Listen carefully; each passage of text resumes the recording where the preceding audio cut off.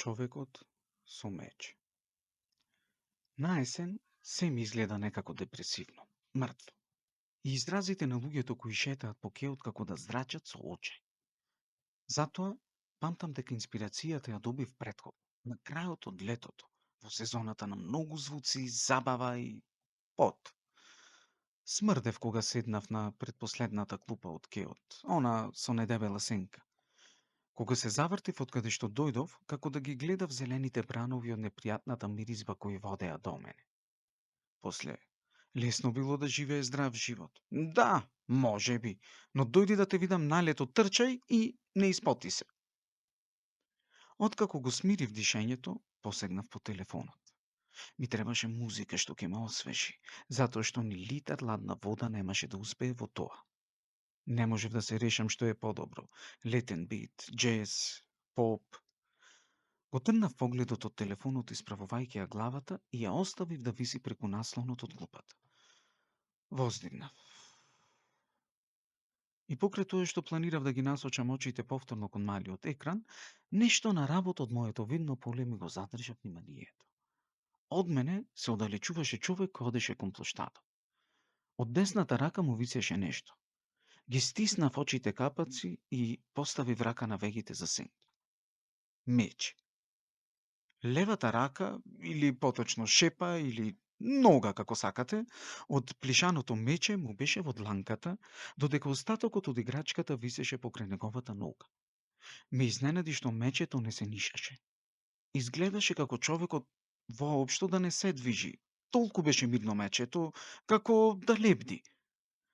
Го погледнав мажот во нозете. Се движеше како секој нормален човек. Заклучив дека држи раката совршено мирна. Ме заинтересира во каква состојба е мечето, но човекот веќе беше далеко. Неговата силуета, свртен така со грб и со плишаната играчка, ме потсети на постер за постапокалиптичен филм. Или, може би, воен филм. Една од оние сцени кога во позадината има урнати згради и оган, или пустелија со ветер кој го разигрува песок, а централно стои војник или некој маж. Не знам зошто никогаш нема мајка во ваквите постори. Може би затоа што најчесто се акција, демек мажите се посилни и... Извинете, заминав од темата. Значи, човек кој држи дете за рака, некогаш свртен со грб, како да гледаат во урнатините и како да си покажуваат колку убаво било предходно, или како тој го гледа детенцето, а пазите, детенцето е пак најчесто девојче, зашто девојчињава се поранливи, покревки од момчињата. Глупост.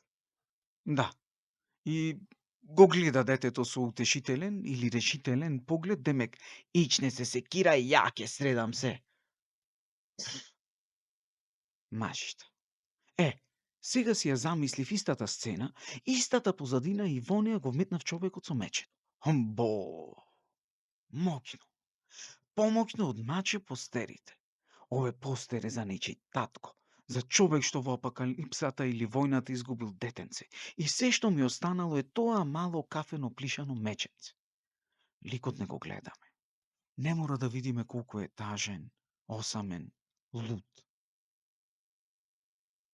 Доволен е неговиот став. Подзгрбавен, накривен, сосем малку надесно, едната нога подклекната, а раката испружена и од незината дланка виси меченцето. Облеката на човекот ќе биде никаква. Искината, гнасна, може со дупки од изгорено и со придушени бои. А играчката безпрекорно чиста. Бојата и катрите на мечето светли и... Каква ли облека носеше човекот? Се запреша. Не го гледав доволно долго, ниту доволно добро. Што ако и тој имаш изгубено дете и сега талка осамен по кеот барајќи ја среќата? Како е тоа да ја бараш среќата? Доаѓа ли ако ја бараш? И зошто баш на патеката покрај езерото? Тука поверојатно би барал смиреност во синилото на водата, или утеха во малите бранувања кои подсетуваат дека животот е како водата и тече без разлика на се. Без разлика на загуба, на една таква трагедија.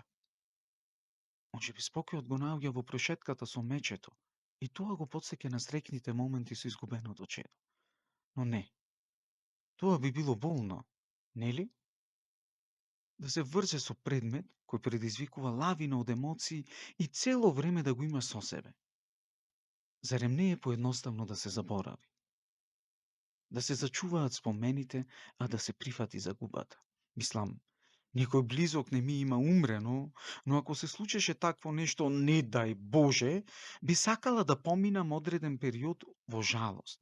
Потоа би продолжила со животот. Би се сеќавала на починатиот, но да не се чувствувам повеќе тажна.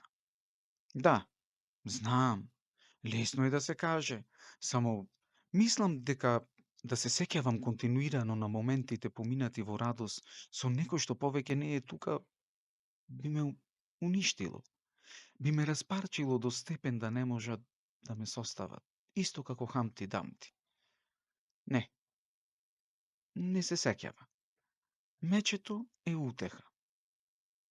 Сигурно нежните влакненца од играчката во неговата дланка, сензацијата од мекото раче полно со памук на неговата кожа, го смируваат.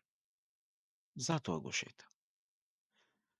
Најверојатно си вели дека кога е играчката со него, омилената играчка на детенцето, исто како и тоа да е присутно. Сигурно не го испрал откако се случила несреќата, а кога ќе дојде дома го прекрива лицето со играчката за да ја впие миризбата на свежо млеко, аромата на косата од изгубеното чедо кое е впиена длабоко во ткаенината. Но тоа би било болно или не. Пак вртам во круг. Погледнав кон мобилниот и видов дека е 8 часот и 42 минути. Тогаш си реков дека најверојатно човекот го има оставено детето во градинка, а тоа не сакало да оди без неговата омилена играчка и колку ли само плачело додека татко му се обидувал да го оттрне мечето од прегратката, кажувајќи му дека не смее со играчката внатре и дека неговиот бубу, не знам зошто мечето се вика така, ќе го чека дома. Тогаш, зошто ли ја држеше раката толку мирна и исправена? Може би е болен? Може би го носел детето в раце и сега мускулите го болат и не може да ја свитка. Ако му го видев лицето, ќе можев да одгатнам мистеријата. Точно, целата негова физиономија и облеката би можеле да ми кажат многу повеќе. Се обидов да се сетам што имаше облечено, но за жал и покрај тоа што го видов пред само 10 минути, не бев сигурна дали имаше нови алишта или носеше нешто вето, избледено, искинато. Ниту пак запамтив каква му беше косата. Памтам дека му беше со средна должина, но не и дали беше уредна или мрсна и заплеткана. Ликот не му го видов. Ако беше небричен, тоа ќе ми кажеше многу, посебно очите. А и усните, ако се суви и напукани, изгубив чувство за време фантазирајќи и морав да се вратам дома.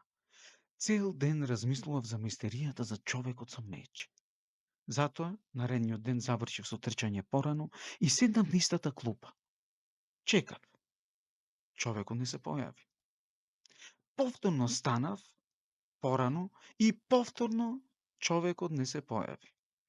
И по сите забави, викендот не можев да избришам од главата моќната слика за човекот. Одлучив и наредната седмица, секое утро да доаѓам во истото време за да го видам. Тој не се појави.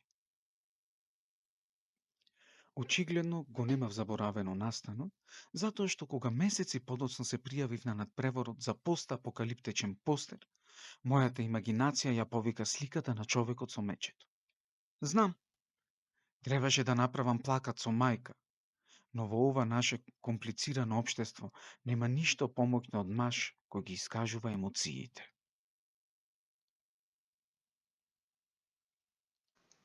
Ако ви се допадна расказот, не заборавајте да се претплатите на каналот и да го споделите.